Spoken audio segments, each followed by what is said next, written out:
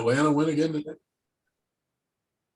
Welcome to Jets Rewind. This is Marty Shupak. I'm in Valley Cottage, New York, and I'm joined by Ray Clifford in Marysville, Ohio. It's Sunday, October 3rd. We are recording this podcast at 5:28, which is about, about an hour after the Jets win in overtime, the first game of this year, 27-24. Ray, how you doing? Great. How can you be any better? Yeah, Yeah. yeah, Ray. That was I want to say nail biter, but it's like it was almost like a typical Jets loss. I'll give my comments and then I'll hear from you. And we're doing this kind of on the spur of the moment, so we didn't prepare a lot of notes, but it's so fresh in our mind. I'm sure we'll miss a few things, but I just want to start out. The first quarter and a half was about the worst display of offensive football I've ever seen in my life. I'm telling you, I was like cursing Mike LaFleur, just going crazy that I'm saying we're not going to score a touchdown ever again. It was just unbelievable. I know. And then all of a sudden, Zach decided to play a little bit of street ball. And I don't know if it was by design or what, but when Zach gets out of the pocket and he's like free of people running around, he's probably at his best. And we used to say the same thing about Sam Darnold, but it's a different type of freedom out there. And he hit some 3 or 4 passes which are unbelievable. And I'm going to just give a couple of kudos right now. By the way, I got a tweet from Damian Woody, and I just want to tell you what he said. It was very appropriate. He said, Zach Wilson is playing like he's at Rucker Park, which is a reference to the Rucker basketball tournament they have in Harlem every summer, where a lot of rookies and first-year pros come down. It's a very historic place. I've been down there, watched some games.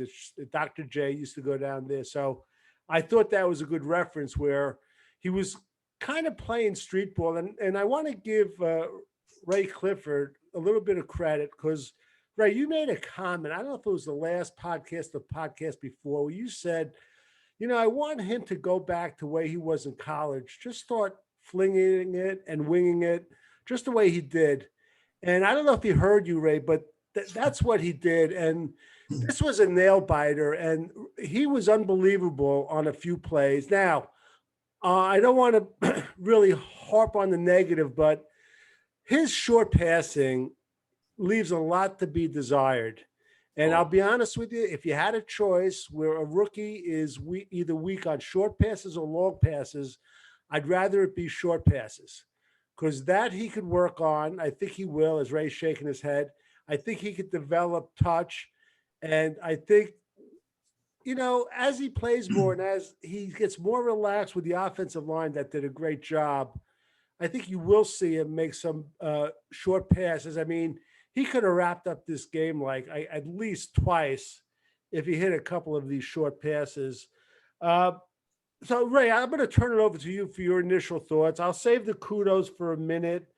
But one kudo I want to point out, I don't want to be overlooked, but I thought Javelin Guidry might have had a game-saving tackle where he came up and stopped Derrick Henry, who's one of the best ball players, probably a top 10 NFL player, and he made a great open field tackle.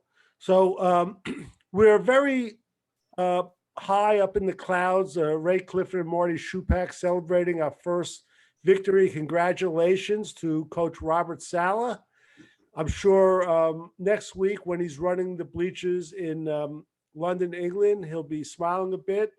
So that's kind of my initial reaction. So, Ray, go ahead. You're on. Well, obviously, any win is a good win at this point.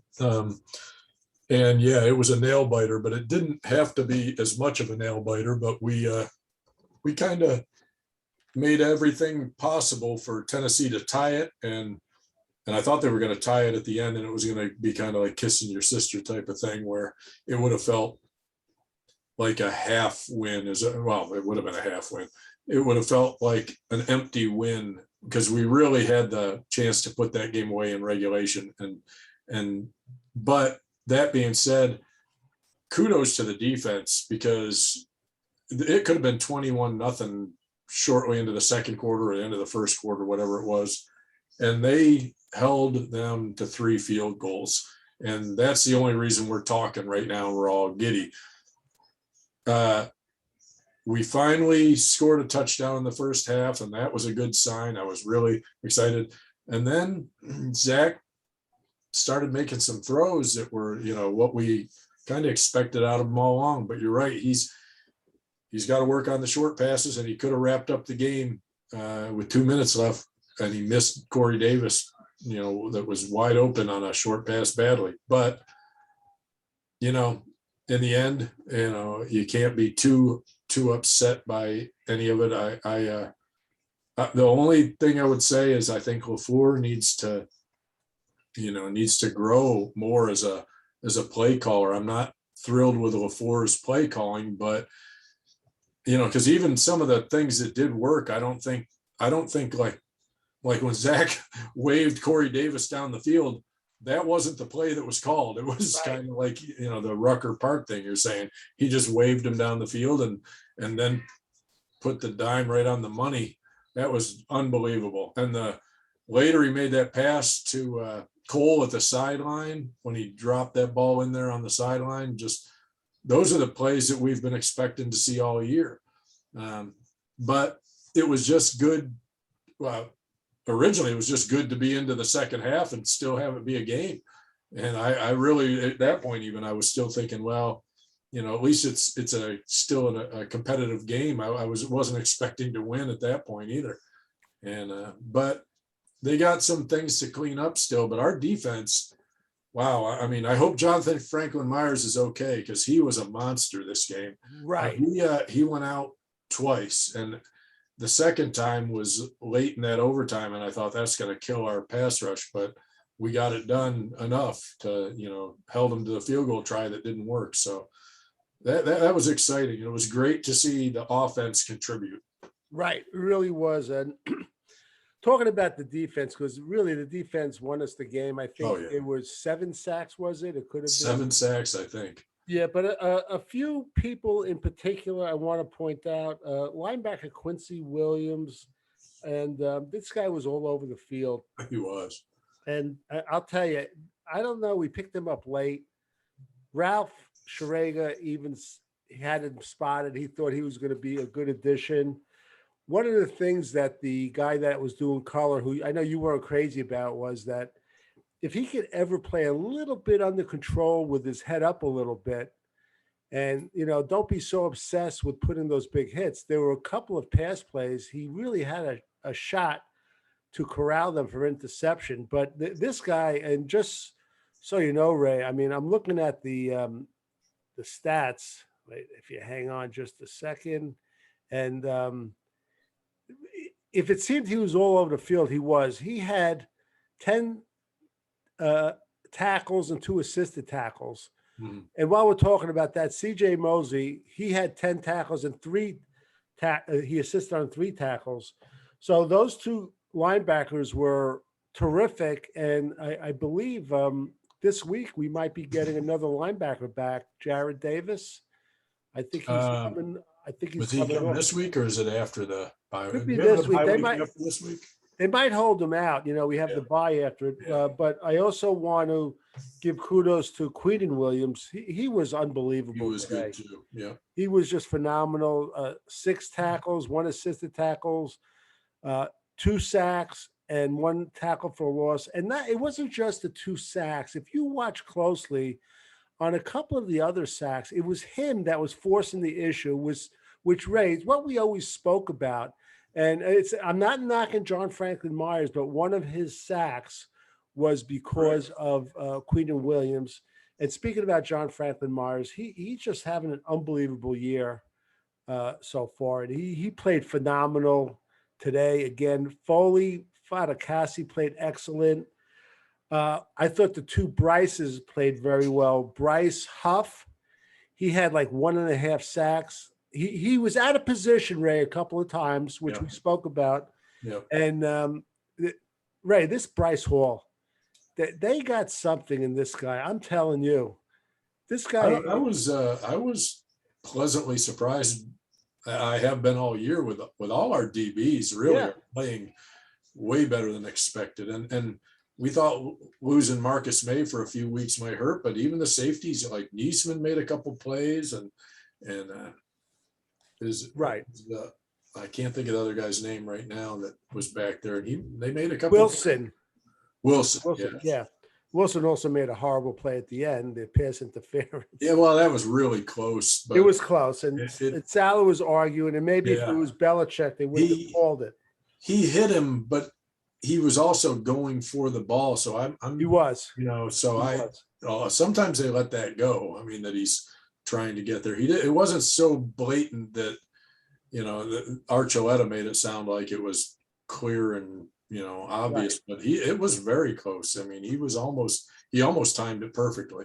He did. It was very close. And of course it was 4th down. Yeah. That play and the play where Wilson missed Davis, those were two plays that would have put the nail in the coffin. Yep. But of course, the good Lord up above, he wants to torture us Jet fans, even with victories.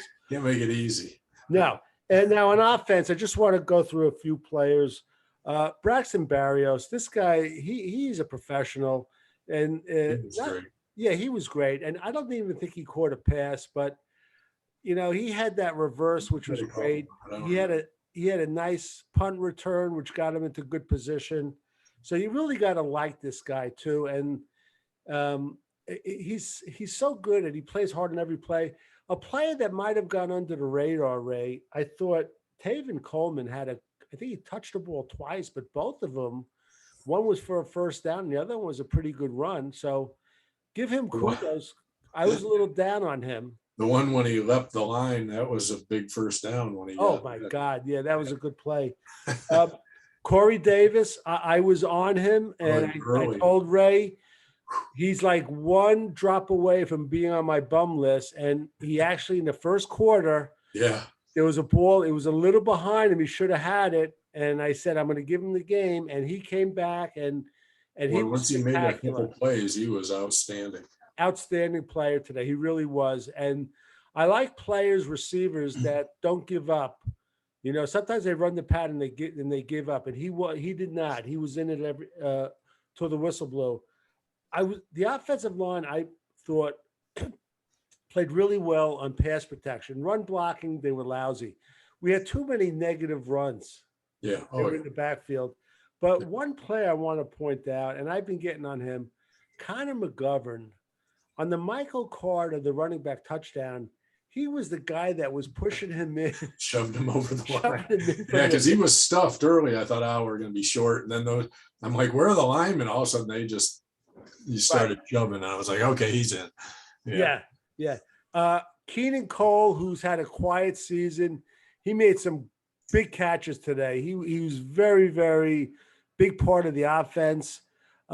He had 3 catches for 92 yards. I also thought by the sideline was the biggest and most impressive. Yeah. And I'll get into Zach Wilson in a second. Jamison Crowder, his first game back, he had 7 catches, 61 yards. He had 1 touchdown. He was targeted 9 times, had 7 catches. That's pretty good. Mm-hmm. And I'll leave the best for last. Zach Wilson, who, again, he had some deficiencies, but when he was playing like street ball, he was at his best. And there's like 4 plays, but 3 of them I remember right now. One where he fell down and then he got up and who did he hit on that play? Was that Davis or was that the Crowder play? Did he fall down or was it just a bad snap? Bad snap. And he was on the ground though. Yeah, that was, that was a huge one too. Huge play. I forgot who it was. The touchdown to Crowder, right side of the end zone, a little behind him. And even the announcer said, could have been a little bit quicker. That was a great pass by him. I thought the pass on the sideline in the 4th quarter to Keelan Cole, when they said it didn't look like the Titans were ready, what was amazing about that pass, he was on his back feet, his back foot. I don't know if you noticed that. It was all arm. And I thought the best pass was the play you described, Ray, where what's his name? Corey Davis. Corey Davis. Yeah. And Zach has a good knack for extending plays, and he was extending the play. Corey Davis was downfield, and he was pointing at him to go long. But I thought the brilliance of that play, Ray, if you watch it, there was a guy coming up to hit him, like almost right in his face, and he just hung in there too. And the other thing I'll say about the play, if you look closely, I thought he actually took off out of the pocket a moment too soon. Yeah. He could have stayed in the pocket, but because the play was successful, it was great. Ray, just your reaction, any other players that might have stuck out for you, or anything you want to add to some of the players I mentioned? Well, on the negative side, Nathan Shepard didn't have a good game. He had 3 penalties. Horrible penalty. I don't know if he made any plays, but and I like Nathan, but he had a few problems. But other than that, I thought he was that Zach was good, but not great. But he showed signs of the stuff we've been waiting on. The short passing, I mean, he could keep drives going, but everything seems like it's low and short, like he's not getting it there. And so I don't know if that's a case of him not, if he's just throwing with his arm at that point or what, but it seems like, all his short passes seem a little low. Running, I thought running might be our strength this year, but geez, we aren't running on anybody very well. Can't get anything. Michael Carter had there were 2 runs where he looked pretty good. Yeah, but really, I don't think anybody averaged much over 3 yards a carry. I don't think anybody averaged 4 for us. I will say that, and I think it was Quincy Williams, but somebody laid the best hit of the day on Derrick Henry. Derrick Henry. It was Quincy Williams. He just laid him out, which was, he sliced up laterally. It was just a beautiful play. Yeah, just go through quickly. And again, I'm not going to do it detailed, but in the first quarter, it was so bad offensively and defensively.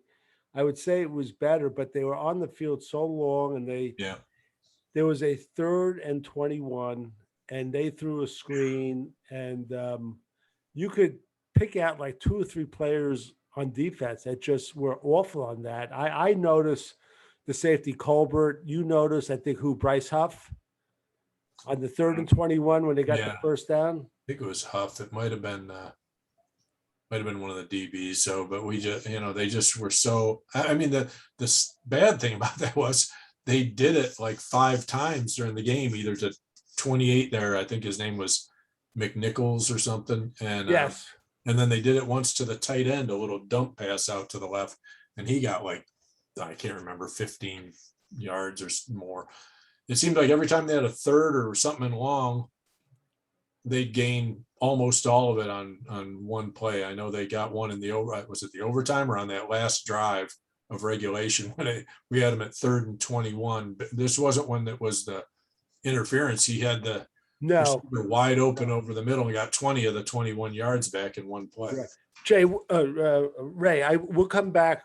I'll close out the first quarter. Before I forget, I just want to ask you one thing, and I don't know why, and we spoke about it. CBS does not show enough replays or the right replays at the right angle.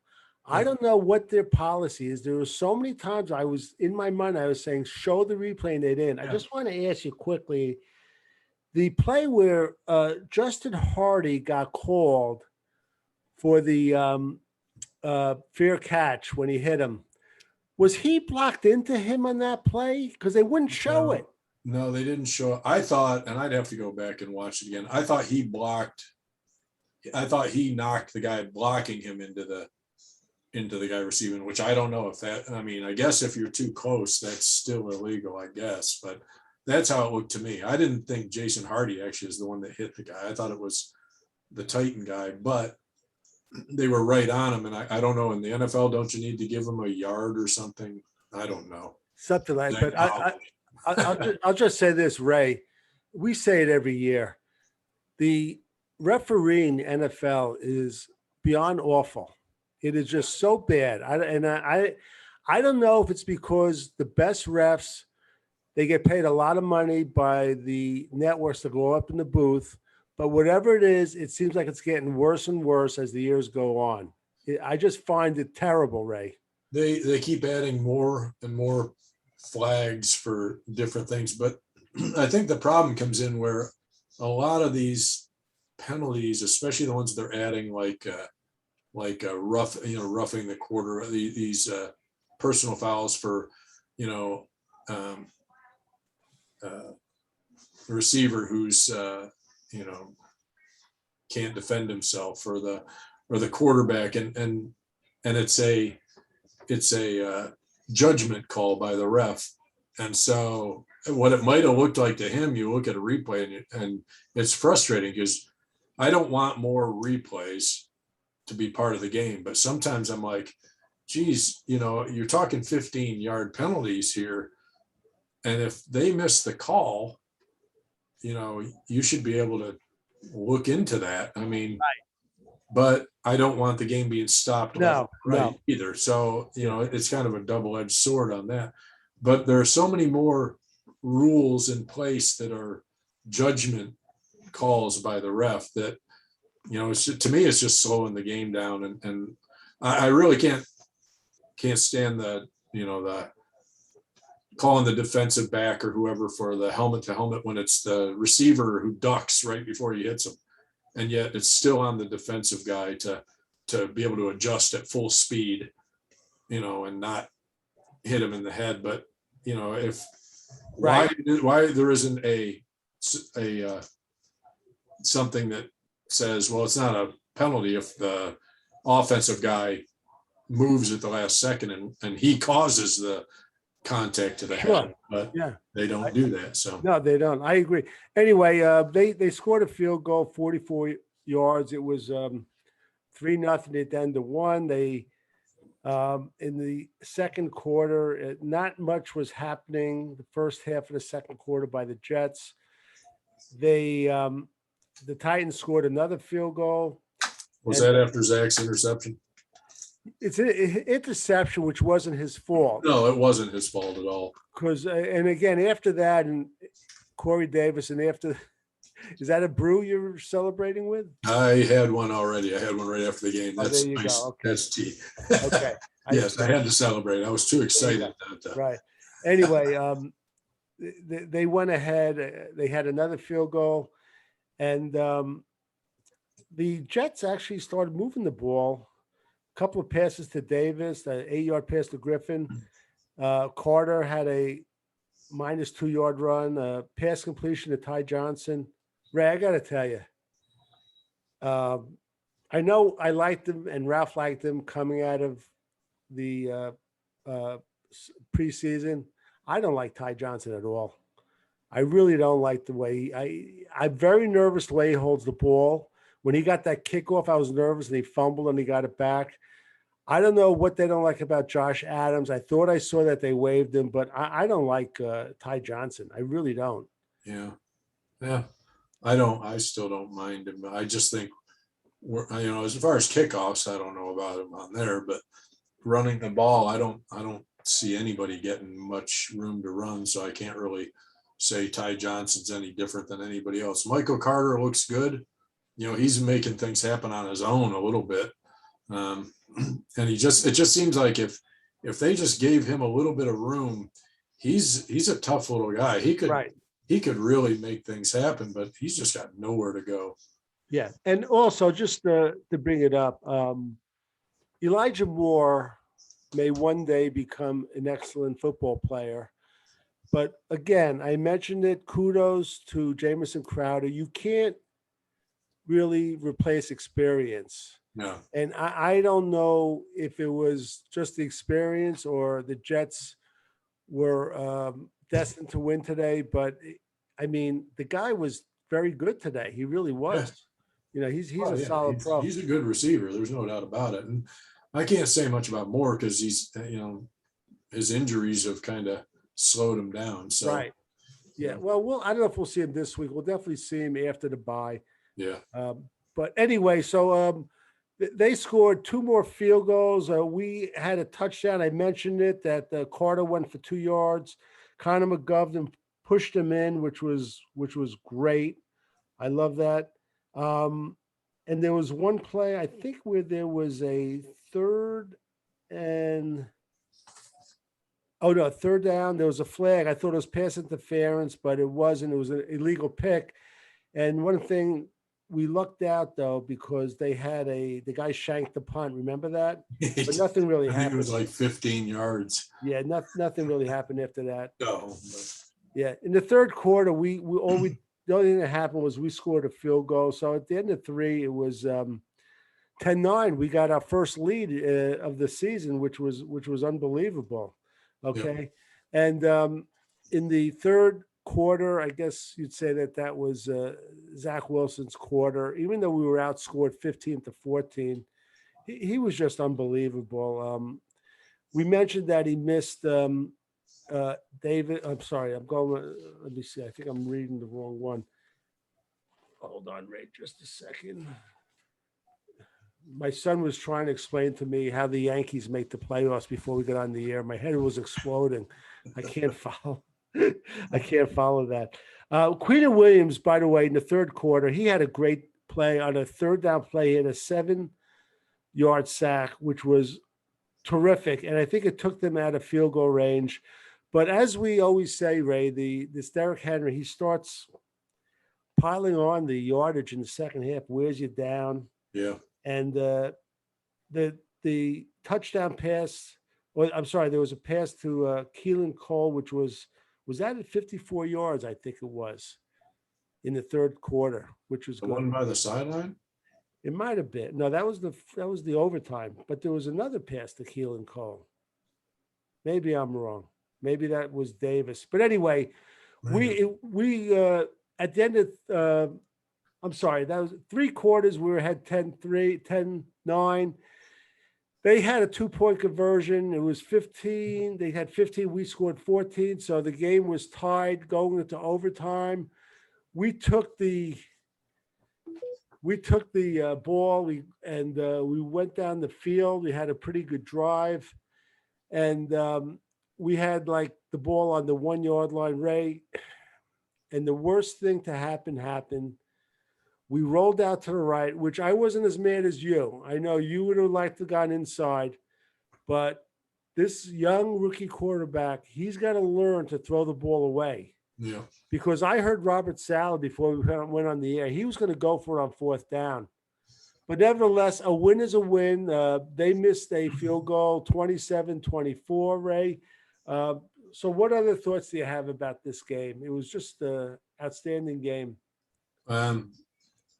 Well, I would say that you're right. Keelan Cole had a 54-yard reception. For whatever reason, I can't remember the play. I remember the deep one I remember him catching one by the sideline, and I remember the deep one to Davis, but I don't remember Keelan Cole. There's so much went on that game. It's like, I'm going to go watch it again to remind me of some other things. But the main thing I thought that I noticed was in I think it was on our first or second drive, and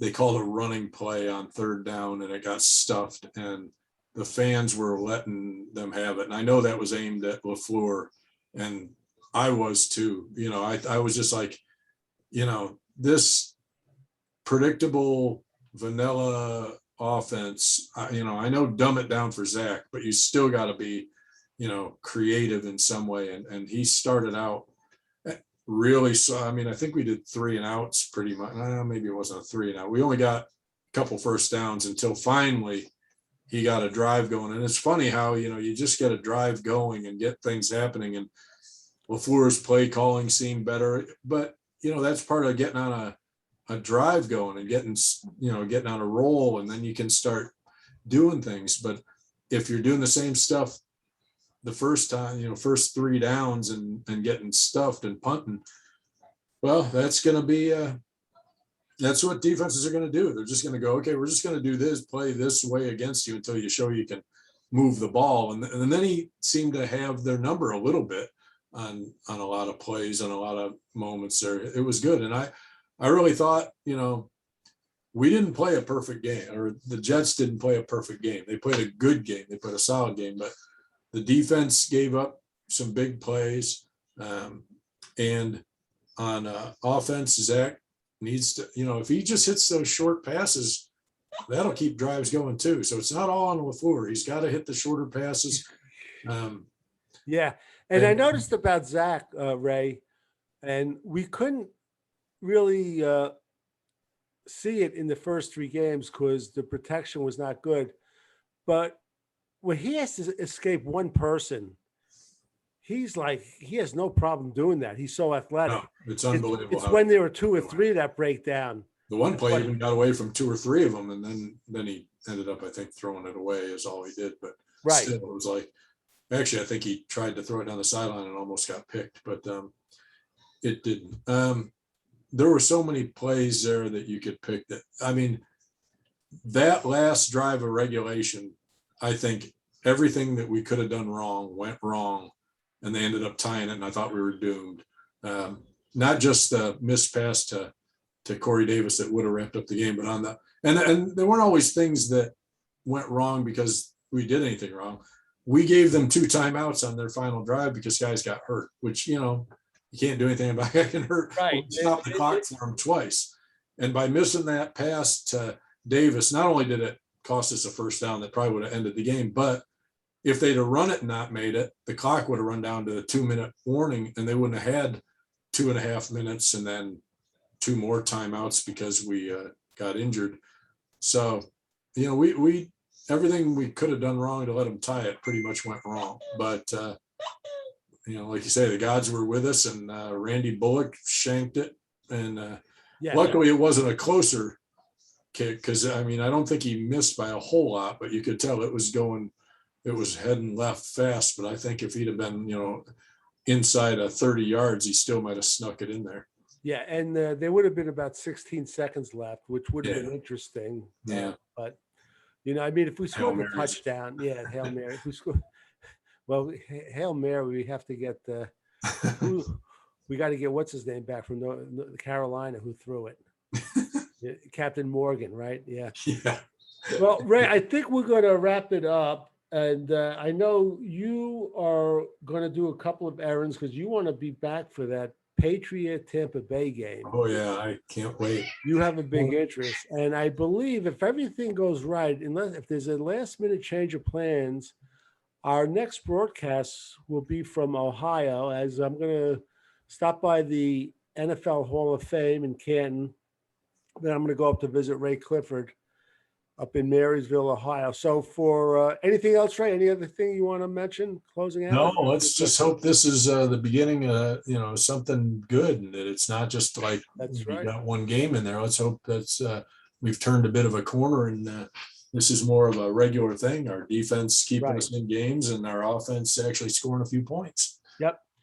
So for Ray Clifford in Marysville, Ohio, and Marty Shupak in Valley Cottage, New York, the Jets win 27-24 for the first victory in overtime. Until next time.